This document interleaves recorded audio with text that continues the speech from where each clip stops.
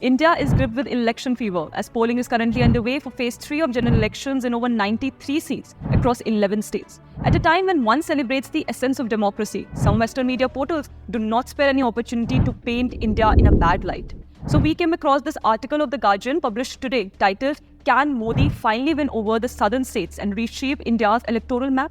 The contents of which looked quite distressing, tarnishing India's image by aligning itself with the ongoing elections. But before we dive into those critical contents of the article, let me give you a little heads up here that this article is written by Hannah Ellis Peterson, the South Asian correspondent of The Guardian. Yes, if you remember, she is the same person who criticized Narendra Modi's Newsweek interview by downplaying it as a Modi press release.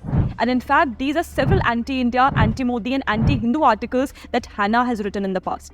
But as the elections peak and ground reports continue to suggest an absolute easy majority win for Modi, the Western media has gone into an overdrive to mouth platitudes and become self-appointed authority on democracy. The first thing that caught our attention here is the Indian map that is used. It is distorted because if you look closely on the Jammu and Kashmir area, then it does not include the Pakistan-occupied Kashmir part.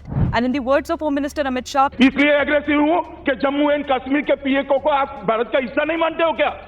Aggressive ना हो, जान दे देंगे इसके लिए. Another thing that caught our attention was this, that many fear that the gulf between India's north and south could worsen after 2026, where India's electoral map is due to be redrawn according to population growth. So following the 84th Amendment to the Constitution in 2002, delimitation is to be done after 2026 based on the 2021 census. But several senior officials have assured that the concern of the South would be taken care of during the delimitation exercise. A mechanism would be developed so that South continues to get a proportionate representation. In fact, PM Modi, in one of his rallies, quoted Rahul Gandhi's Jitni Abadi Utna Haq statement by saying that South would lose hundreds of seats if they follow Rahul's politics. For PM Modi, as he has always maintained, he has best interest for entire India, which has such vast geographic and cultural diversity. While it is challenging, this diversity has also been a strength, and all central government schemes are implemented keeping in mind people of the entire country. Moving on, we noticed slight divisive politics by calling North as India's poorer and more populous one. Northern India has been progressing at a very well pace lately with big infrastructure developments and investment. The fertile Gangetic plains provide food grains to people of India without any discrimination. It is the beauty of diversity of India that an individual from Bihar goes and works in Kerala, while someone from Chennai gets welcomed with open arms in Delhi.